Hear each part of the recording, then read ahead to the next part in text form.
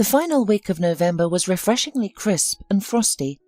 The air started to carry the scent of an impending winter, the New Year's marvels, and lengthy holiday breaks. A lone car slowly traversed the road at a leisurely pace. It was a Sunday morning, and the highway was clear, allowing for uninterrupted driving without fear of traffic jams. Timothy relished this, a tranquil drive amidst silence and snow. What could surpass this? The heavy malachite green arms of the spruce trees contrasting with the white snow blankets. Suddenly, in the midst of all that white and green, he saw something orange covered with snow. Without knowing why, the man hit the brakes and went to take a closer look at the strange find.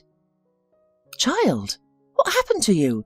he yelled, dropping to his knees to dust the snow off the child's overalls.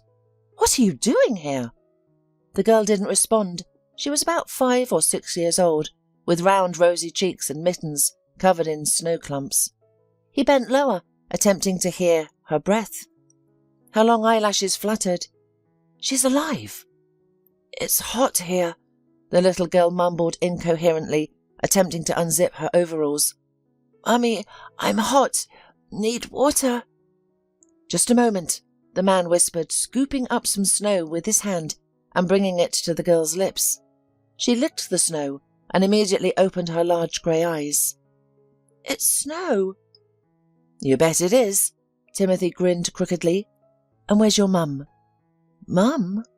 The girl furrowed her blonde eyebrows amusingly, trying to remember. "Do you live around here? Please show me your house." She shook her head. He only now noticed that her knitted cap was wet from the snow. "We took the bus," she said. "Mum's probably home. Daddy and I walked here." "And where is he?" The girl looked around, confused. "I don't know.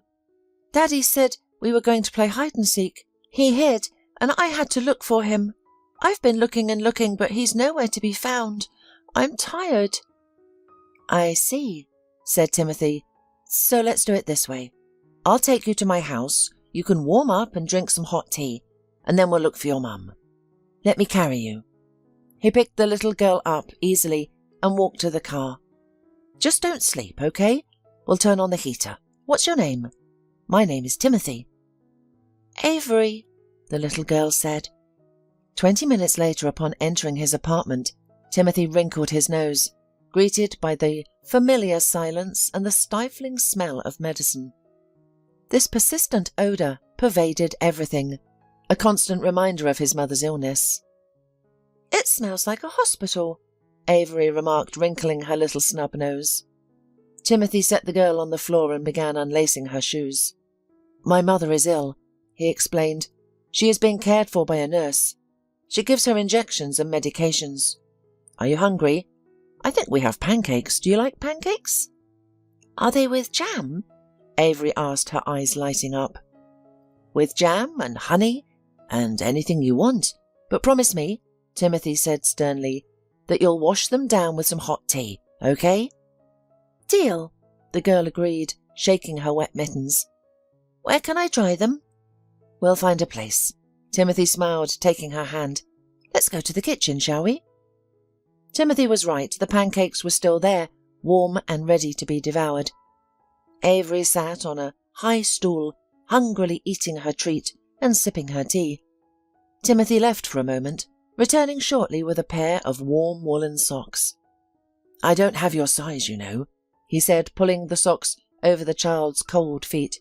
"But these will do. The main thing is that they're warm."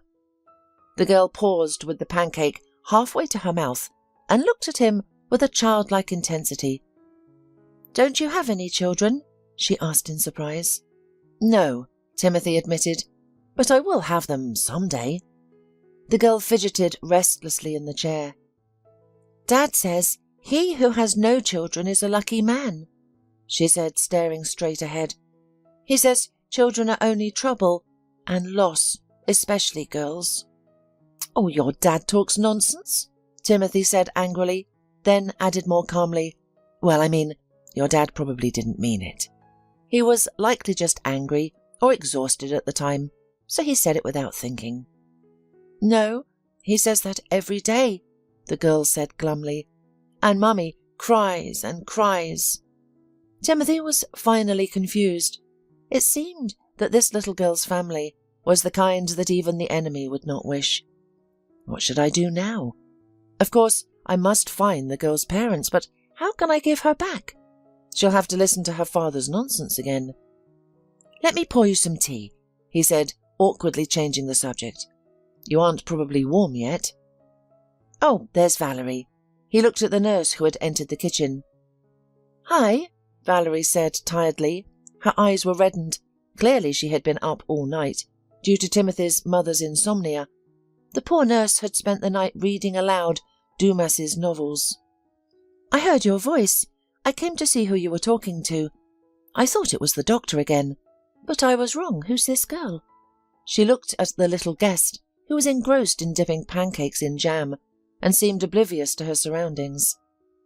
Timothy had already realized that the little girl was not at all afraid of strangers. Meet Avery. Timothy smiled. She will be staying with us for the time being. Is she your friend's daughter? Valerie asked. Well, he hesitated. Almost. How's Mum? The nurse sighed. I have no good news, Timothy. She hasn't slept all night again. We read and talked, but sleep eludes her. Her blood pressure is high and difficult to bring down. Well, you know how it is. Yeah, I know, the man said darkly. Listen, Valerie, I have to leave now. I have an appointment. But it shouldn't take long. Could you take care of our little guest? Give her a warm bath and then put her to sleep. She's been playing in the snow and is exhausted. Oh, of course. I'll look after her. Plus, your mother finally fell asleep, so don't worry. Avery? Do you like to have a bath? Valerie asked, and the little girl nodded cheerfully, her face smeared with cherry jam. Timothy stepped out of the house, inhaling the fresh air, devoid of the constant medicinal scent. It felt good. He'd been growing uncomfortable at home, primarily due to his ailing mother. It was painful for him to watch, day by day, as a close person gradually passes away from this life. And he looked at it and couldn't do anything to help. Timothy had been caring for his mother for a year since they moved in together. He hired a professional nurse, paid for the best doctors, and catered to his mother's every whim. However, all of these efforts felt futile. He consoled himself with the thought that his mother's transition from one world to another would be as comfortable as possible. Timothy was so deep in thought that he didn't realize his phone had been vibrating in his pocket for a while. Hello? It was Timothy's mother's doctor on the line, who was scheduled to visit her that afternoon. Timothy, good day. Can we talk? Yeah, is something wrong? Timothy said, settling behind the wheel. Checking his watch, he realized he had 10 minutes to spare. So, what do you want to discuss? Look, the doctor began hesitantly. I reviewed all the x-rays again today, in chronological order. You know, a fractured femoral neck is not easy, especially for someone under 40. But your mother was lucky. It healed perfectly. She should be walking. Then why isn't she walking? Timothy asked, getting tired of the long-winded explanations. You've seen it yourself. She hasn't gotten up in a year. I remember. It's a bit of a mystery, but I don't think it's physiological. Then what is it? The doctor paused. You might need a good psychotherapist, Timothy. It might be something psychological. She could be fearful of re-injury, or there might be secondary benefits. Secondary benefits? What do you mean? Well, she's living like a queen. Everyone is attentive to her. She has a nurse. She's well fed and pampered. Maybe she likes it. Maybe she's pretending to be sick. You mean she's faking it? I'm not saying that, but we can't rule it out. You'll need to find a psychologist. That's all I have to say. I will visit your mother tomorrow. See you. The phrase secondary benefits kept echoing in Timothy's mind. It was as if a hidden string deep within his soul had been struck, producing a grating sound that set his teeth on edge. He couldn't stop thinking about it, during a business meeting with his partners, and even afterward, he didn't know how to shake it off. Secondary benefits. What if it's true? He couldn't recall a time when his mother had seemed genuinely happy. He had always felt a pang of sympathy for her, as though she were perpetually unfortunate. Her relationship with her father was tense. While they weren't poor, and his father was neither a drinker, abusive, nor unfaithful, something vital was missing from their relationship. Perhaps it was simple human kindness. His mother was a chronic complainer, perpetually dissatisfied with something. Her husband, her son, life in general. Worse yet, she never tried to restrain herself. At best, she would adopt a distant gaze and mumble under her breath. More often, she would yell and shame. In response, his father would retreat to the garage to work on the car, silently escaping the constant accusing without uttering a word. Occasionally he would retort, triggering a major argument that made home an unbearable place to be, and he left. Afterward, the woman would cry, lamenting her miserable life to her son, before dissolving into tears again. Timothy remembered how desperately he wanted to see his mother happy. He used to try to comfort her after each family dispute, and often made small child gifts for her. He was willing to give her everything, but it seemed as though she never noticed. She was perpetually saddened by the fact that her son was not an exceptional student. After parent-teacher conferences, she would return looking sorrowful and with a sigh of disappointing, "Nothing good, I'm very upset." As Timothy grew older and started resisting her increasing control, a new kind of struggle began. His teenage outbursts became a cause for suspicion of drug use and speculation about his future profession. His mother predicted that he would become a janitor. Initially, Timothy felt hurt, but he eventually became used to it, even learning to disregard it. Such is her character, he thought with a philosophical calmness. He began to perceive his mother's screams as mere white noise. However, an incident closer to his graduation broke his patience. Excuses about his mother's character lost all significance. The girl's name was Marissa. She studied in a parallel class. Unexpectedly, as is the case, love struck them both, despite the fact they had barely noticed each other before. Timothy recalled how he bumped into Marissa in the school corridor, froze in front of her, blushed, and struggled to say something, to greet her or just say anything. During the subsequent physics lesson, he tried to understand how he had previously overlooked her enormous, light-coloured eyes, which were as clear and serene as mountain lakes.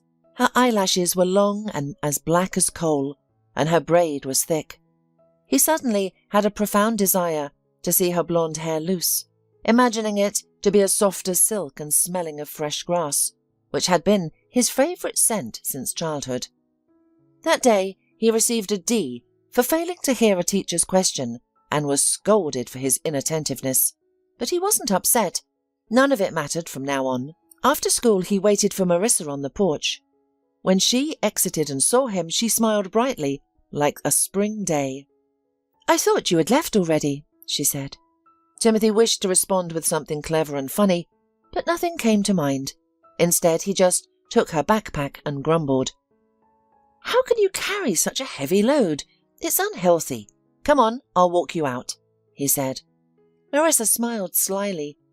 "I live nearby, over there." She pointed to the nearest house. "Well, then I'll walk you home, and then we'll go for a walk." He kept quiet about his first romantic feelings at home, but he made the mistake of keeping a personal diary where he detailed every encounter. Timothy and Marissa dreamt of sharing a life, but one day the girl vanished. Assuming she was sick, Timothy rushed to her home right after school. Her mother, stern-faced, opened the door. "Is Marissa home?" Timothy asked. The woman gave him a disdainful look. "No, and don't come here again. Marissa will be finishing her studies in another town." "Why? She didn't mention anything like that. She would have told me." "Your mother came to see us," said Marissa's mother sternly. "She said that because of Marissa, you've neglected your studies and started drinking beer too much." "It's not true," he exclaimed indignantly. "She claimed you were in bad company. I worry about my daughter. I don't want her associating with hooligans. So forget about her and don't come here again." "She lied to you and you believed it." Timothy began to justify himself, but the door had already slammed shut. He sat on the steps, burying his head in his arms. So his mother had read his diary and concocted lies to dissuade the girl from him. Timothy felt a deep sense of violation, as though he'd been trampled on without any apology. "Now, where shall I go?" he thought wearily. In the past he would have gone home, but he now realized painfully that he had no home. A home is a place where people trust each other, not engage in deceitful schemes behind each other's backs. But the tragedy was that he had nowhere else to turn. Hearing the key rattling in the lock, his mother appeared in the hallway. She took in her son's distraught expression and barely suppressed a smile. "I baked pies," she announced gently, "with potatoes and with meat. Your favourites." "Thank you," Timothy mumbled. "I'm not hungry." "I see," his mother responded, placing her hands on her hips. "A rebellion, is it?" Timothy quietly removed his shoes, hung his jacket in the closet, and then turned to face her. "Why, Mum?" he asked gently, but his voice was fraught with suppressed anger. "Why what? I don't know what you mean." "Why did you go through my things? Why did you lie to Marissa's mum? She sent her off to another town, and I'll never see her again," he accused with desperation in his voice. His mother's face was impenetrable. "I had nothing to do with it," she responded. "I don't know what you're talking about. Wash your hands and sit at the table." "Why do you lie to me, Mother?" he asked tiredly. "I've been told everything." "I've told you clearly I had nothing to do with it," the woman insisted. "I see," he said. "You had nothing to do with it. And anyway, it was all my dream. I get it." Timothy retired to his room and sat on the bed for a while, studying the patterns on the wallpaper with detached wonder. "It's strange. Just this morning, I was sure that everything around me, the walls, the table, the bloody wallpaper pattern, was home. But it's all a lie. Not a home, but a cage where I was deceived into staying. How awful!" The only consolation was that there were only 3 weeks left until graduation.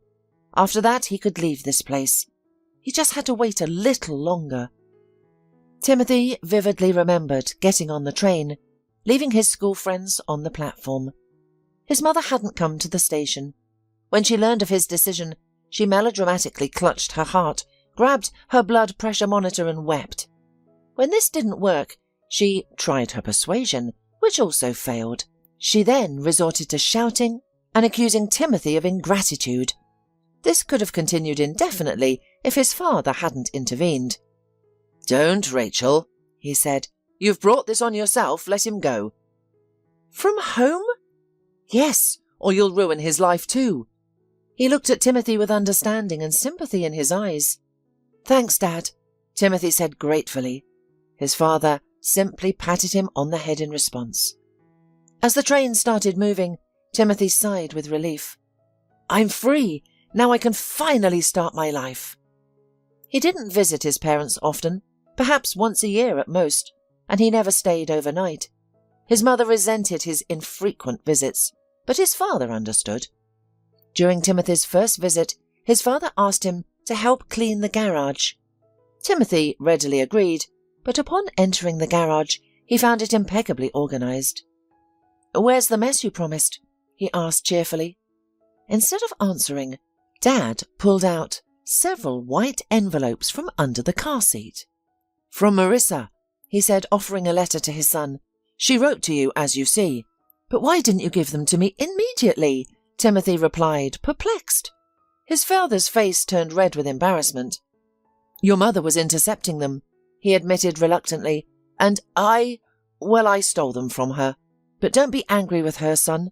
Your mum's a difficult woman, but I'm certain she meant well. She just thought it was best for you." But you don't agree with that, Timothy stated flatly, or you wouldn't have given me the letters. His father ran his hands through the hair on the back of his neck, a habit he had when faced with a difficult conversation.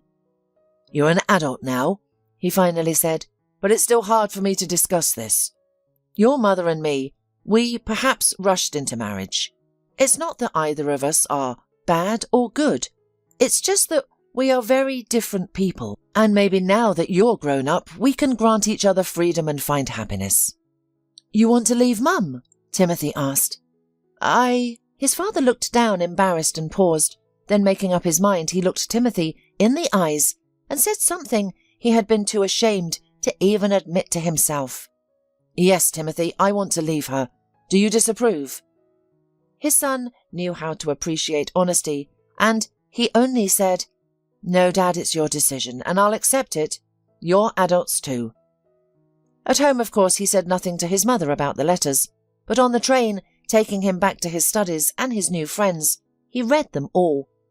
Marissa's letters were painful to read, and Timothy wiped away his tears when he thought no one was looking.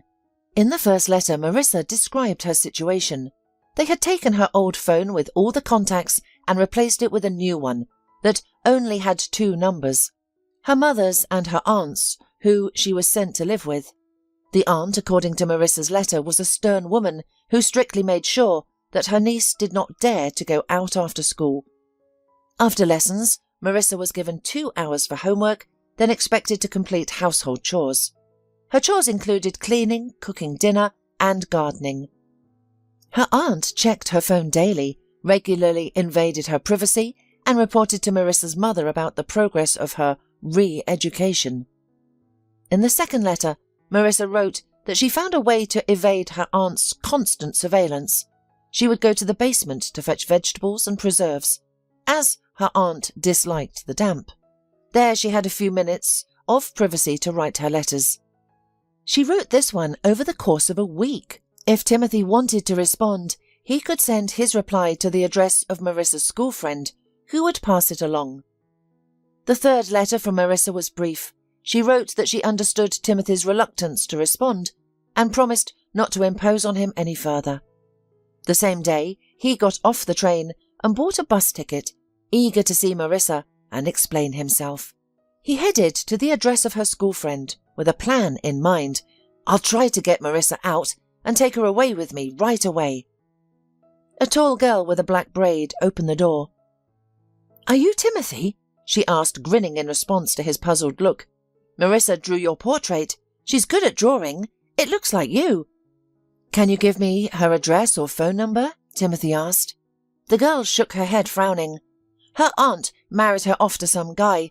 They've left for the countryside. I haven't heard from her since. What village? What do you mean? Married her off? Couldn't she refuse? Timothy exclaimed in disbelief. She couldn't, sighed her friend. Her aunt locked her in the attic and beat her every day. She was given a choice, get married or rot there. Tell me their address, Timothy demanded. I don't know it. They left at night without telling anyone and wouldn't let me see her. He went back the same evening and bought a bottle of some disgusting liquor at the bus station. Luckily, he, the autopilot instinct of his body, saved him from potential trouble, and Timothy managed to reach his dormitory. He awoke in the middle of the night in his bed, plagued by a terrible headache and thirst. A bottle of mineral water sat on the bedside table, and a basin was placed on the floor beside the bed. His neighbours, evidently experienced, had cared about him. God bless them, he thought, drinking the mineral water greedily before falling back into a deep sleep until morning, dreamless. Life went on. Timothy's father eventually left his mother, but did not live long. He passed away 10 years later. He went to sleep and didn't wake up. An easy death, the doctors and friends at the wake commented, seemingly envious of the peaceful ending devoid of humiliation, fear or pain. Timothy funded the funeral and lingered at the grave, clutching a heavy bouquet of white roses. The stems pricked his hands, and their leaves were unpleasantly damp. Thanks, Dad. I love you and always will, he whispered, gently laying the flowers on the grave. He and his father may not have been as close as he would have liked, but they were not distant either. His father had come to his aid during his most challenging moment. He understood his son's pain, helped him leave, and gave him a letter to his beloved. It wasn't his father's fault that Timothy didn't arrive in time. Timothy once saw Marissa, quite unexpectedly, 10 years after their last meeting. He remembered that October day as a world of rain and wind. He had sought refuge in a nearby cafe and had just settled at a table when he felt someone's gaze on him. "Marissa?" he whispered. She smiled at him, her presence brightening the gloomy day. "Marissa, are you here alone?" "Alone," she whispered with a nice smile, raising her glass of juice. "Cheers." They chinked his coffee cup and her glass. "How are you, Timothy?" "I moved here after high school, graduated from college, and now I'm working," he said. Marissa sipped her juice. "I was sorry I couldn't say goodbye to you. I was afraid you'd be upset." "Well, of course I was upset, but your mother told me that it wasn't your fault. I wrote to you several times, but when you didn't respond, I thought—" "My mother intercepted your letters," Timothy said. "My father found them and gave them to me. I came looking for you." "Yes, she told me. It doesn't matter, Timothy. I'm just so glad we met. I thought I'd never see you again." "And what about your life?" he smiled. "I suppose you've got kids already?" Marissa sighed and shook her head. "Actually, no. I often go to the city, to the clinic. They say I'm fine. I guess—" she sighed again. "It's just not time yet." "And your husband, are you living well?" Timothy asked. Marissa smiled nonchalantly. "All sorts out in our life." They talked until the evening and realized it only when it was already dark outside the windows. "You've probably been waited for at home by now, aren't you?" Marissa shrugged. "When I come here, I always tell my husband that I'm staying at the clinic overnight." "But, in fact?" Marissa laughed, seeing the confusion on his face. "I don't have a lover. It's just so nice to go shopping, buy yourself something, or go to the movies, or sit in a cafe. It's my own personal sip of freedom. I've never really been free. First my parents had me on a tight leash, then my aunt, and then my husband." She spoke candidly, not dodging answers or trying to be sly. She's always been like that. "You haven't changed a bit," Timothy said, looking at her fondly. Yes, there were wrinkles under her eyes, and her lips were not as vibrant as they once were, but Timothy didn't pay any attention to these minor details. The spark of true magic lay in her infectious laughter and the innocent expression in her eyes. This was his Marissa, his first love, who had completely turned his life around. "Do you want to go somewhere else? Maybe to the movies?" Timothy asked. Marissa traced her finger over the frosty glass, filled generously with ice by the bartender. How can she drink such a cold juice in this weather? He wondered. "I don't want to go to the movies," she said finally. "I want to come to you." The next morning, Timothy woke up to find that Marissa had already left. The scent of her hair still lingered on the pillow, and a note lay on the table with just one word. "Thank you." There was no other message, no phone number, nothing. No one at the cafe remembered Marissa. It became clear to Timothy that she had been there by chance, and all he could do was cherish their fleeting encounter and continue with his life. Mum could never become happy. Even though Timothy now had enough money to support her, she was never content. Just like during his childhood, she always found reasons to criticize and insult him. One day he realized he would never be good enough for his mother, and it was futile to try pleasing her. From that point onwards, Timothy lived a quiet life, no longer seeking his mother's love and approval. And he was living quite well, I must say, until the previous year, when a neighbour informed him that his mother had slipped on her way back from the store. It turned out that she had fractured her femoral neck, resulting in a cast and a bleak prognosis. "Don't worry, Timothy," the head doctor reassured him when he arrived to the hospital. "Yes, the injury is severe, but your mother is quite healthy for her age. I believe she'll recover soon." The mother greeted him with a strained smile. "I'm a cripple now," she whispered. "I can never stand again." "You will be able," Timothy promised. "As soon as you're discharged, we'll go to my place. You'll get physical therapy, massages. We'll hire a nurse to help you walk. You'll be walking before you know it." His mother smiled, her face as pale as a sheet of paper.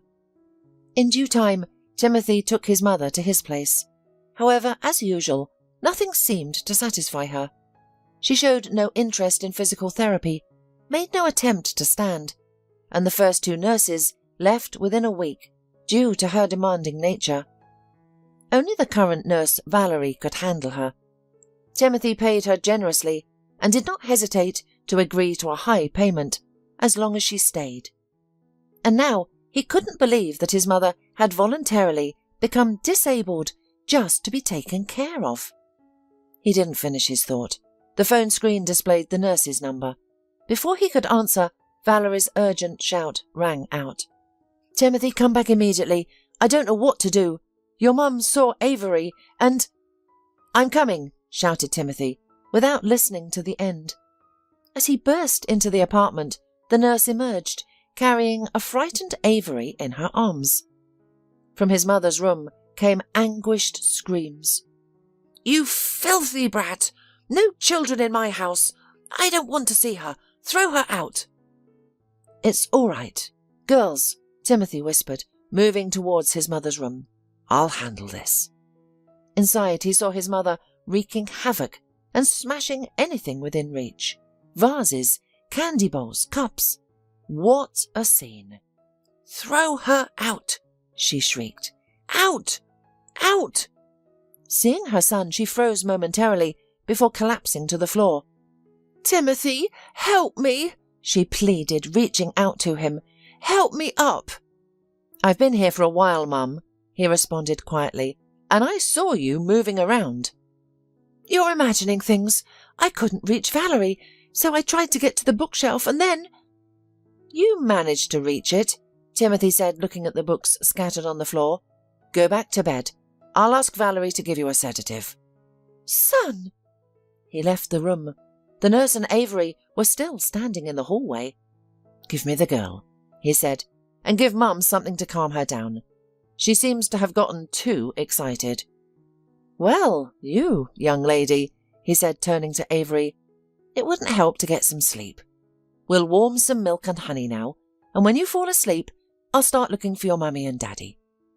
"I don't want to go home," the girl begged. "Daddy yells at Mum, beats her, and then beats me, saying that he wanted a boy, and I was born a girl. No one needs me." "Hush, hush," he whispered to the sobbing girl. "Let's calm down. I'll think about what we can do. Do you love your mum?" "I do." "Well, there you go. Your mum needs to know where you are. She's worried. Do you remember her phone number?" "Her phone number is on the tag of her overalls," said Avery. "Here, take a look." "Great, that solves something," Timothy smiled. "Let's go drink some milk, and I'll call your mum right now." A woman answered the phone. From her hoarse and nervous voice, filled with sobs, it was impossible to determine her age. "Are you Avery's mum?" he asked. Yes, I am. What's wrong with her?" "My name is Timothy. Avery is at my house right now. She's fine. I found her in the woods. Please come and pick up your daughter." Is she okay? She's—" The woman choked on her tears. As gently as possible, Timothy reassured. "Calm down. Everything is fine. I'll let Avery speak to you now." Avery smiled happily. "Mummy," she shouted, "I was lost, but Timothy found me. He gave me pancakes, and he has many rooms and a good nanny. Mummy, will you come get me?" "I'll be there soon, very soon," the mother screamed. "Wait for me, daughter." "Mummy's coming," announced the little girl. "So we'll wait for her," said Timothy. "You haven't changed your mind about sleeping yet?" "And Mummy?" "She'll wake you up. In the meantime, let's go." He took the girl into the guest room, laid her on the sofa, and wrapped her with a fluffy plaid.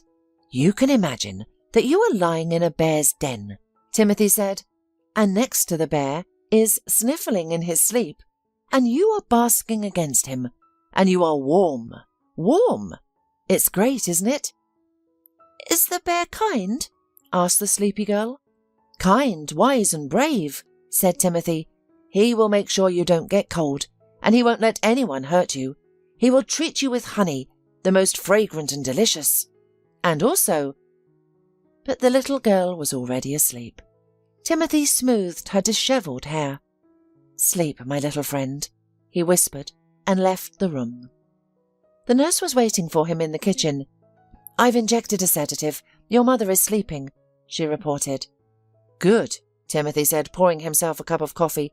"Now tell me, what has happened here?" Valerie looked at him confused. "Timothy, honestly, I went to make a bath for the girl. Then your mother called me and asked, 'What's that childish voice?' I told her it was your friend's daughter. And then I couldn't believe my eyes. I didn't know. And then what happened?" Valerie sighed, rubbing her palm across her forehead, and continued. "Your mother said, 'Bring her in, I want to see her.' I called Avery. Your mother started questioning her about her identity and her mother's name. Suddenly she jumped up and lunged at the girl.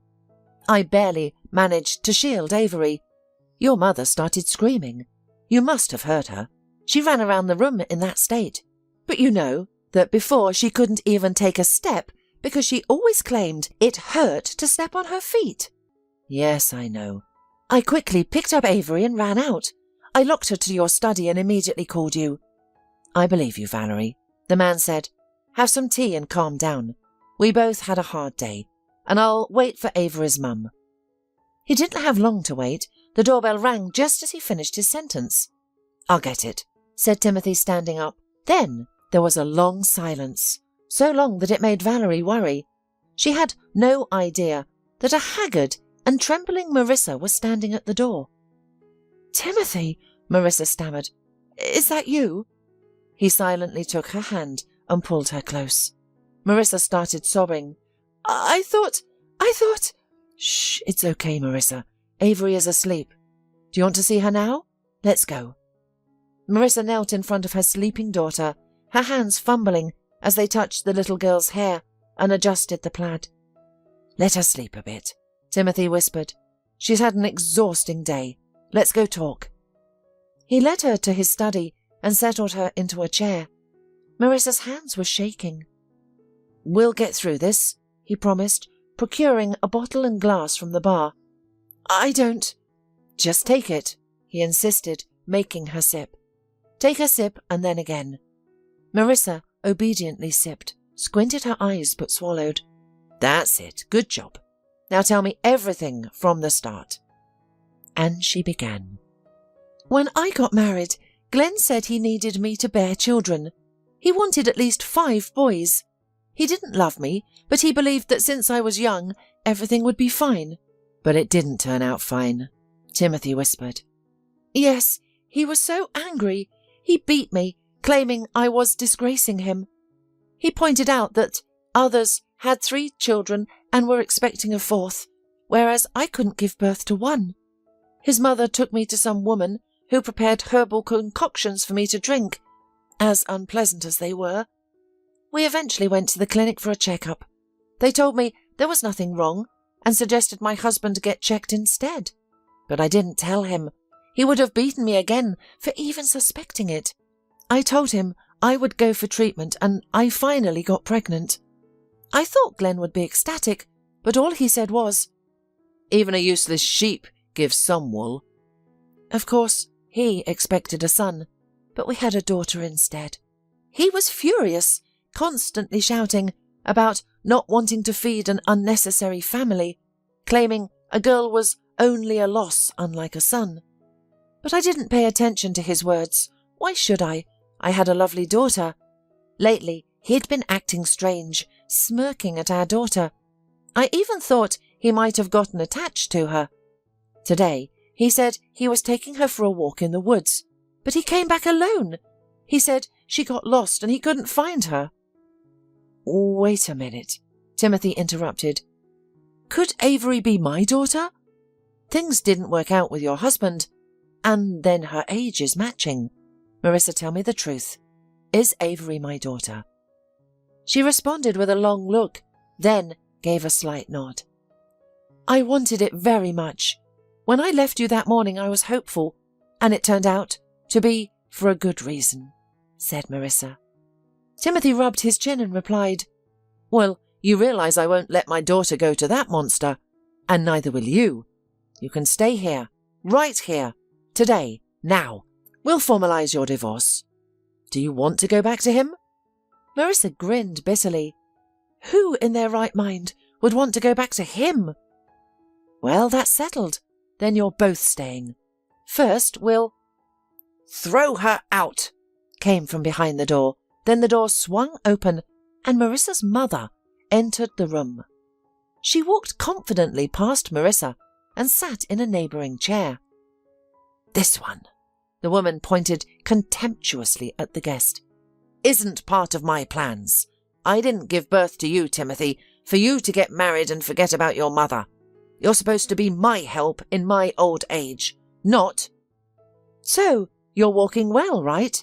interrupted Timothy. "You have finally recovered. Then why have you been pretending to be weak all these months?" "Throw her out," came from behind the door. Then the door swung open, and his mother entered the room. She walked confidently past Marissa and sat in a neighbouring chair. "Mum, this is my home," said Timothy, "and I make decisions here, and I've already decided. My future wife and my daughter will live here. If you don't like it, you're free to leave, especially since you don't seem to need any more help from me or the medical team." His mother sighed convulsively, her eyes brimming with tears. "This is how you treat me. I always knew you were like your father. I didn't just want to believe it, but I was told. I was warned one day." Her voice trembled. "You will remember me when your children do the same to you. And you," she glared at Marissa with a hateful look. "I knew you were mean, spoiled, and insolent from the start. I advised your mother and aunt to marry you off to Glenn." "What?" Marissa gasped. "You? But how?" "I knew everything that was happening to you. I watched you through your mother. I found Glenn and hoped that you'd be far away from my son. But you found a way to get back. Remember, Timothy, if you marry this viper, you're no longer my son.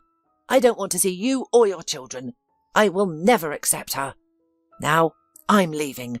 I'm going back to my apartment because my own son has kicked me out of his house." With these words, the woman stood up and, with determined steps, headed for the exit. "Secondary benefits," Timothy muttered. "What?" Marissa asked. "Nothing important. I'm sorry I got you caught in this scandal. I didn't realize it myself until today." The front door slammed loudly as the mother left, and confused Valerie knocked on the door. "Timothy, your mother just left. She got dressed and left, and I—" "It's all right, Valerie," the man said. "She doesn't need your services anymore. But if you need a job, maybe you could stay with us. You could be a nanny for my daughter, Avery." Valerie nodded, smiled, and, most importantly, didn't ask a single question. "Mummy, you're here!" A dishevelled little girl from her nap ran into the office. Marissa jumped up and held out her arms. "Avery!" "Yes, Avery, your mum is here now," Timothy replied with a smile. "And you know, we have talked and decided that it's better for us to live together. Mum doesn't mind, does she?" Marissa answered him with such a radiant smile that there could be no doubt. She was only in favour. "You know," she whispered in Timothy's ear, "I always hoped that one day you would find me and this nightmare would end." He put his arms around her and lightly kissed her temple. "Now all the nightmares are behind us. Only good things await our family."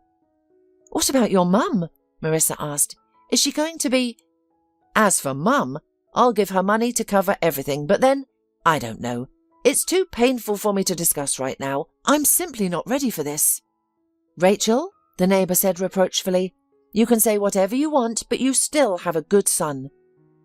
"If he were good, He'd be concerned about his mother's old age, not some woman, retorted Rachel.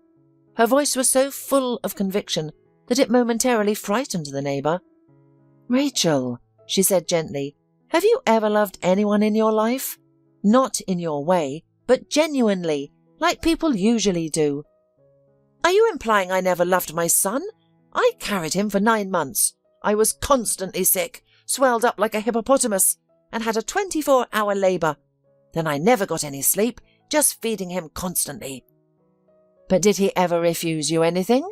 He's still giving you money. I don't need his money. Oh, come on. You claim you don't need his money, but you take them. There's something wrong with what you're saying. Rachel sighed, her voice laced with tears. What choice do I have? I'm a poor, ill pensioner.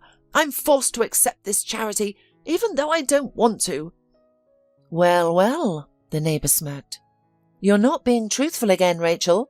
You're upset because your son isn't under your thumb anymore. You wanted him to remain attached to your apron strings forever, but he's married, has a child, and moved on. He abandoned me for her. He cast aside his own mother to be with her, Rachel cried out. I can't even bear to utter her name. You're twisting the truth. You left of your own accord and spent a year causing trouble to him before that. You wanted Timothy to abandon everything and chase after you, didn't you? I am his mother, answered Rachel with dignity. It's my right. The neighbour shook her head. You're a piece of work, Rachel. I'll leave you to it. There is nothing I can speak with you any more. Rachel gazed out the window. It was a blooming July. The hot summer sun had cooled, giving way to a warm evening. Children's laughter echoed from the playground. Though she hadn't admitted it to her neighbour, Rachel had once boarded a train to Timothy's city. She hesitated to ring the doorbell, sitting on a bench in the shade. Suddenly a hopeful thought crossed her mind. Perhaps Timothy has already sent that woman and her child away. Maybe she could return to his apartment to live together again. He was upset with her, but it wasn't a big deal. She could explain that she had spoken out of turn in the heat of the moment. She would find the right words. Suddenly she noticed her son. He carried Avery on his shoulders and held Marissa's hand. They were chatting and laughing. The worst part was that the vile woman, that serpent, was pregnant again. She shamelessly caressed her large belly, looking incredibly pleased with herself. The sight made Rachel want to leap up and make a scandal. How dare she steal my only son, take my place, impose her brood, and get pregnant again? She did all this deliberately, the wretch. Rachel seethed. She planned all this to make sure Timothy wouldn't leave her. She's a wicked woman. Filled with indignation and a sense of helpless despair, she returned home, collapsed onto her bed, and burst into tears, pounding her fists into her pillow. It was clear that her son was happy with his family, while she had been cast aside. The neighbour was right. Rachel dreamed of her son, devoting his life to her and her happiness. But would he be happy at that? Once it seemed to her that otherwise and could not be. Maybe she was wrong, and maybe it was not so bad that he created his own family and raised children. After all, he did continue their lineage. Rachel looked longingly at the yard where neighbourhood grandmothers sat on a bench, leisurely conversing, while their grandchildren played in the sandpit or the playground. I could do that too, Rachel sighed bitterly. For the first time, her heart filled with sadness for her unfamiliar grandchildren. The next morning, the woman went to the candy store, where she bought a huge cake and then took the train. When she found herself at the door of Timothy's apartment, she suddenly felt that her courage was leaving her. What if they don't open the door for me? Or even if they do, but give me harsh words and throw me out like a stray dog? I won't survive that, Rachel fretted. However, did she buy that cake and travel 2 hours on the train in vain? She had to decide, so she rang the bell. Timothy opened the door. He appeared so surprised to see his mother, as if he didn't recognize her initially. "Hello, Timothy," the woman said softly. "I've come to tell you I was wrong. Wrong about many things. I thought you should only belong to me. That's why I gave birth to you. I was only taking care of myself, and I didn't realize how much you've done for me." "And now, all of a sudden, you've realized everything, haven't you?" he asked. "Well, I had time to think about everything and recognize what loneliness is. I want to be a good mother, not selfish, and a good grandmother, if you'll let me." He glanced at the box of cake. "Did you bring this for us?" "For you. I thought maybe we could have tea together." "Timothy," his wife called out to him, "are we having guests?" Marissa approached her husband and froze in place, looking at Rachel. She held a plump baby asleep in her arms. "Marissa," Rachel said, "I've come to visit, but first I want to apologize for everything I've done to your life." Marissa looked questioningly at her husband. He put his hand on her waist. "Well, you've apologized. And perhaps you really have rethought things. In that case, welcome." Marissa sliced the cake and placed it on plates. The kitchen was warm and smelled of fragrant tea. Rachel sat at the table, holding Avery on her lap, and suddenly felt a strange feeling of happiness and calmness.